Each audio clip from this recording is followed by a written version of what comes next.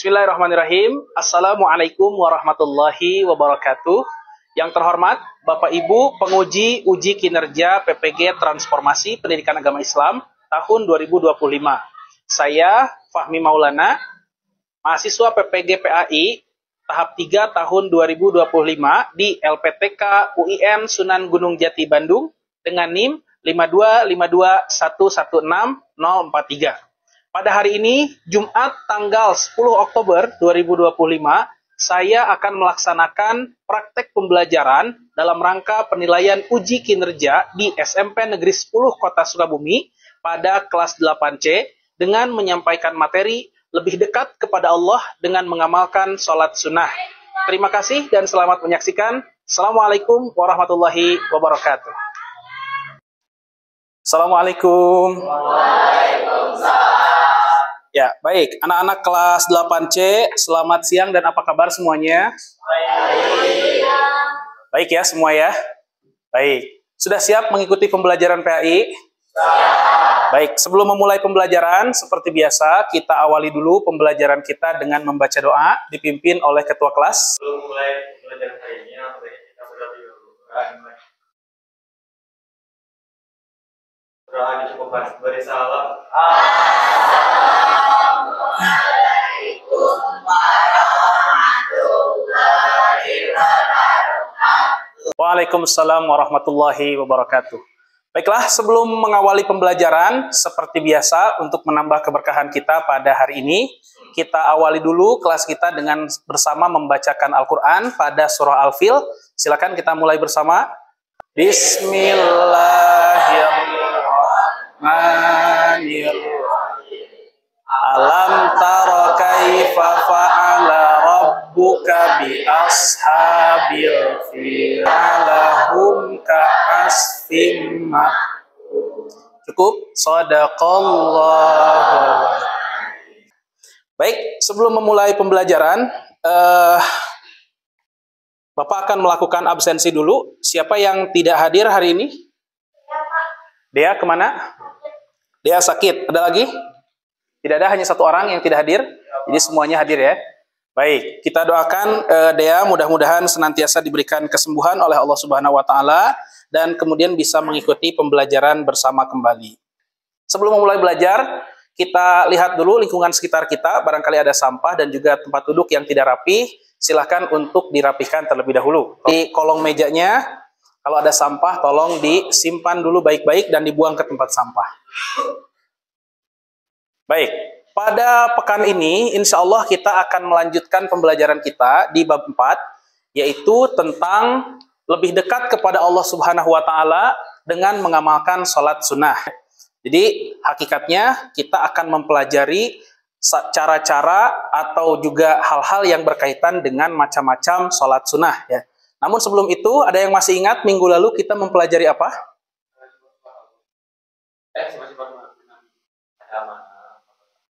Oke. Apa itu?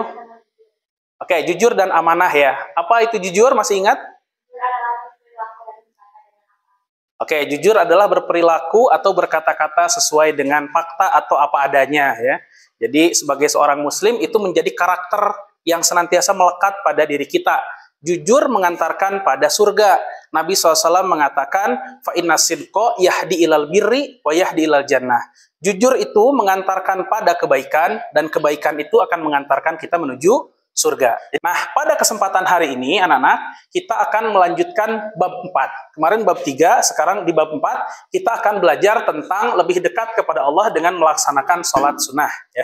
Baik, sebelum dimulai, Bapak akan membuat dulu konsentrasi kita semakin terjaga ya, dengan kita semuanya berdiri dulu. Coba silahkan saling berhadapan satu sama lain ya. Kata kuncinya adalah apel dan apem. Silahkan dipilih siapa yang menjadi apel, siapa yang menjadi apem. Oke. Kalau sudah, silahkan masing-masing tangannya saling berhadapan. Gini ya, satu-satu yang kanan. Baik.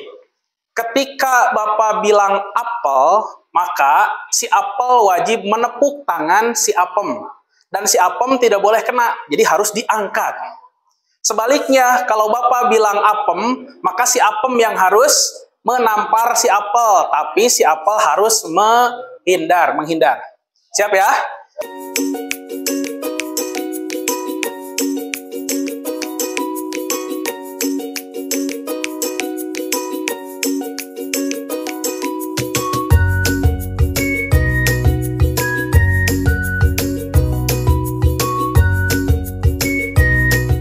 Kalau begitu terima kasih, boleh tepuk tangan dulu untuk kita semuanya. Silakan kembali duduk dengan tertib, dengan rapi. Kita hari ini akan berdiskusi banyak hal, salah satunya adalah tentang tadi ya, sholat sunnah untuk mendekatkan diri kita kepada Allah. Silahkan dikeluarkan dulu alat tulisnya, anak-anak. Baik. Bapak ingin tanya dulu, apa sih sholat sunnah itu? Ada yang mau menjawab? Arya, silakan. Alfian, maaf. Salat yang dikerjakan tetapi tidak menjadi suatu kewajiban, dan misalnya tidak dikerjakan pun tidak menjadi dosa. Oke, sholat yang tidak menjadi kewajiban dan ketika dikerjakan tidak mendapat dosa. Ada yang tahu di sini ada berapa jenis sholat sunnah dan apa saja fungsi dari sholat tersebut? Ada yang pernah sholat sunnah? Pernah? Siapa? Arya, silakan. Sholat istisqo untuk memohon hujan saat kemarau, betul ya? Ini adalah kompetensi dasar yang akan kita dapatkan setelah kita mempelajari materi ini. Yang pertama, pada materi ini kita akan sama-sama melaksanakan sholat sunnah berjamaah dan juga sholat sunnah munfarid sebagai perintah agama. Kemudian yang kedua yaitu menunjukkan perilaku peduli dan gotong royong sebagai implementasi dari pemahaman sholat sunnah berjamaah dan munfarid. Kemudian yang ketiga adalah memahami tata cara sholat sunnah berjamaah dan munfarid, serta mempraktekkan sholat sunnah berjamaah dan munfarid. Lalu hal-hal yang akan kita dapatkan setelah mempelajari materi ini, tentu saja kita akan mampu melaksanakan sholat sunnah berjamaah dan munfarid sebagai perintah agama. Jadi harapannya setelah belajar ini, pemahaman sholat sunnah kalian meningkat dan kalian bisa melaksanakan itu dalam kehidupan sehari-hari. Sekarang kita akan masuk pada materi inti. Apa itu sholat? Siapa yang bisa sholat? Apa itu sholat? Arya, silakan.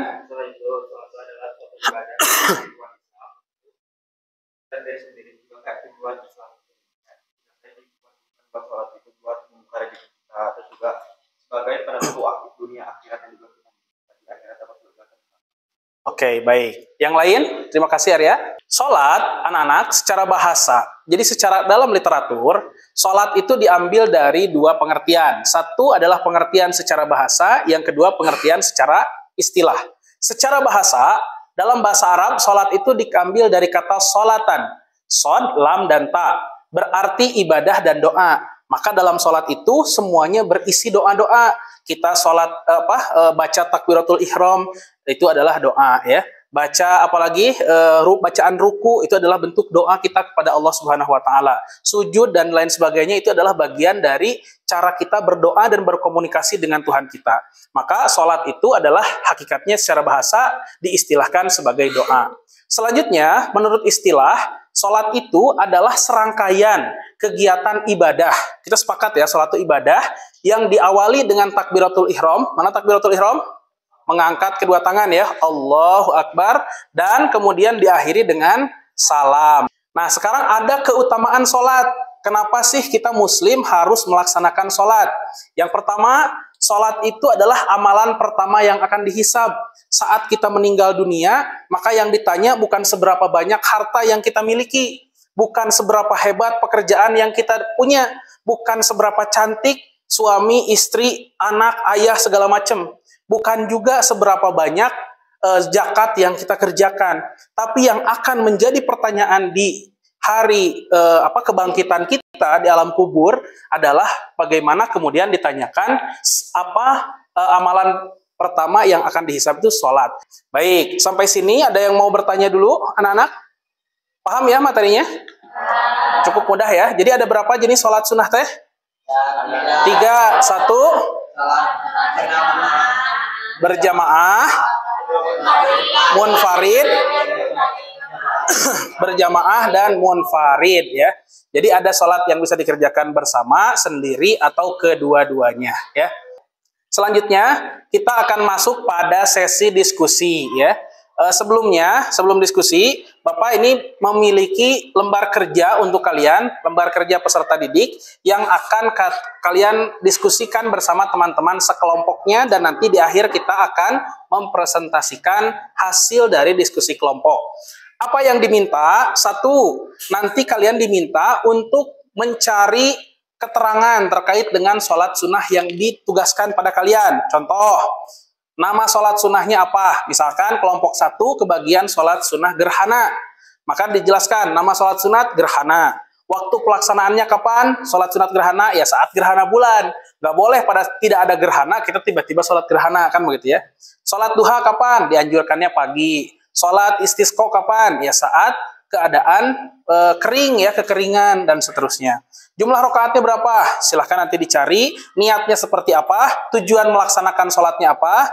Lalu jenis sholatnya termasuk sholat berjamaah atau munfarid. Serta kalau ada keterangan silahkan disampaikan keterangannya.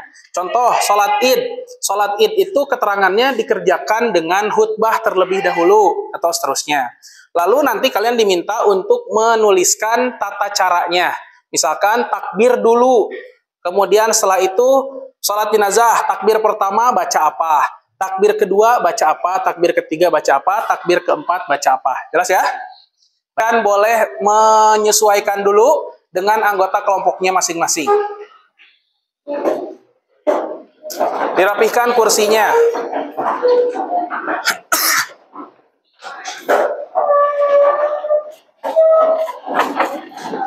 Ini Bapak bagikan dulu ya LKPD-nya. Sok diisi dulu nama sama nama anggotanya ya. Ini diisi namanya, tulis kelompoknya kelompok berapa. Ini silakan diisi nama kelompok berapa sama nama-nama kelompoknya. Silakan. LKPD itu dikerjakan berdasarkan instruksi dari Bapak. Tolong didengarkan dulu. Untuk kelompok 1 itu akan menguraikan atau mencari tahu sholat sunnah istisqa. Silakan ya. Sholat sunat istisqa, tata caranya seperti apa dan lain sebagainya. Kelompok 2 itu akan menjelaskan atau menguraikan tentang sholat sunat jenazah. Silakan jenazahnya jenazah laki-laki boleh, perempuan boleh ya. Silakan dipilih saja. Kelompok 3 akan mengerjakan sholat sunnah Idul Fitri ya, atau Idul Adha, boleh sholat id pokoknya ya. Dan terakhir kelompok 4 Bapak minta untuk menguraikan sholat gerhana. Silakan dipilih, boleh gerhana bulan, boleh gerhana matahari.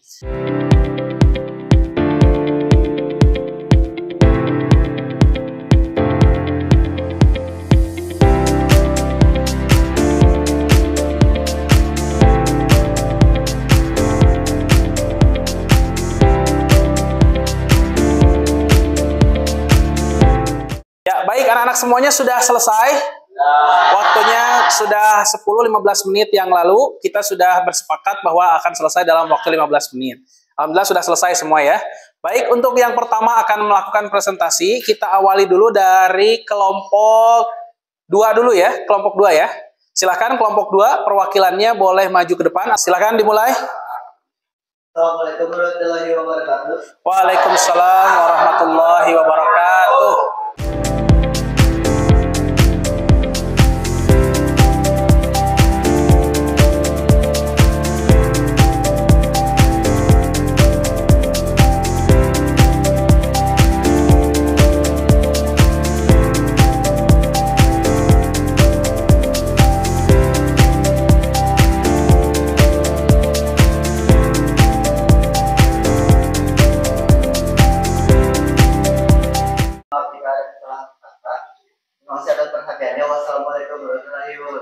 Waalaikumsalam warahmatullahi wabarakatuh. Ya, terima kasih, keren sekali ya, presentasinya bagus, sumbernya juga sangat lengkap sekali, dan itu semuanya jawabannya benar ya. Terlepas memang ada hal-hal tertentu yang perlu diperbaiki, itu tidak menjadi masalah.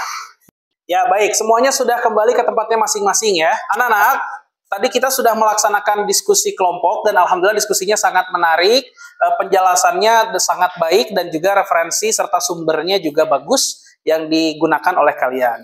Sekarang kita akan memasuki tahap evaluasi. Bapak memiliki 5 jenis soal atau 5 butir soal. Silakan nanti yang bisa menjawab boleh acungkan tangan, lalu kemudian sampaikan jawabannya. Baik, yang pertama, ini Bapak akan jawab sampaikan dulu pertanyaannya. Yang bisa silahkan nanti angkat tangan. Pertanyaan yang pertama, sebutkan contoh sholat sunat yang dapat dikerjakan secara berjamaah. Baik, Yanwar, silahkan. Sholat sunat apa saja? Sholat sunat yang dapat dikerjakan secara berjamaah itu ada sholat id. Sholat id, betul. Itu juga ada 2 jenis, yaitu ada dua. Betul. Untuk sholat yang kedua itu ada sholat istisqa, dan untuk sholat yang ketiga itu ada sholat gerhana, dan juga gerhana itu ada 2 jenis, yaitu gerhana bulan dan gerhana matahari. Oke, boleh tepuk tangan, jawabannya betul ya. Akan baik-baik, yang bisa boleh angkat tangan lagi. Bagaimana tata cara pelaksanaan sholat istisqa? Oke, Salsabila, silakan. Bagaimana tata caranya? Pertama, persiapan. Kedua, niat dan takbir. Ketiga, membaca surah Al-Fatihah dan surah pendek. Keempat, ruku, sujud dan duduk di antara 2 sujud. Kelima, tahiyat akhir. Keenam, salat. Ketujuh, khutbah. Oke, baik. Jadi pelaksanaan khutbahnya dilaksanakan di akhir, ya. Itu bedanya sholat istisqa, ya. Baik, boleh tepuk tangan untuk Salsabila, ya.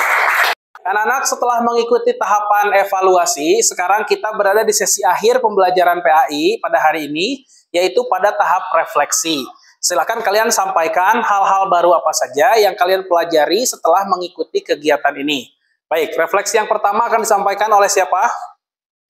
Oke, Darin, silakan sampaikan refleksinya. Kalau pembelajaran ini, aku ingin tahu macam-macam jenis sholat sunnah, tata pelaksanaan cara sholat sunnah, sama jenis-jenis sholat sunnah kayak sholat sunnah yang dilakukan secara berjamaah, munfarid, ataupun keduanya. Ya, Bapak kira cukup untuk refleksinya, bahwasanya kalian hari ini telah mempelajari materi yang sangat baik dan juga sudah berdiskusi dan seterusnya.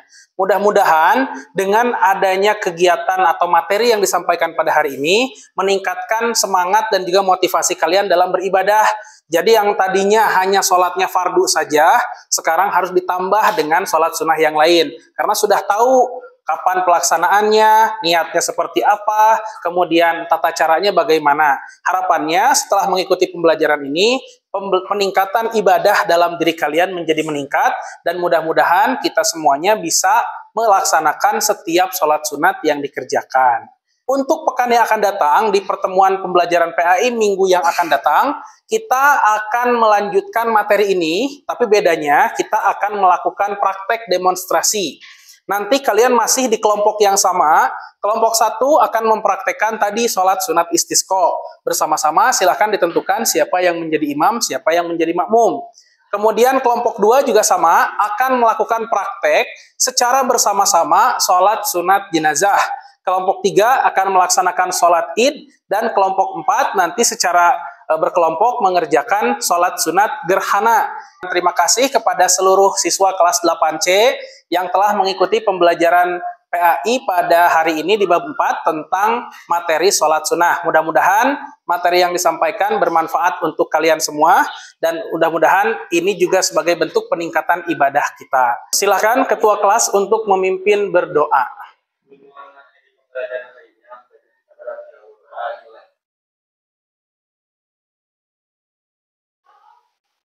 Berdoa dicukupkan, beri salam.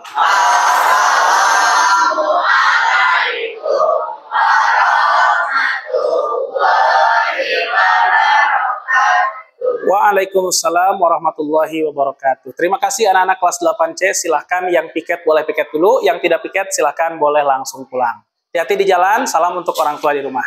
Silakan. Makasih semuanya ya.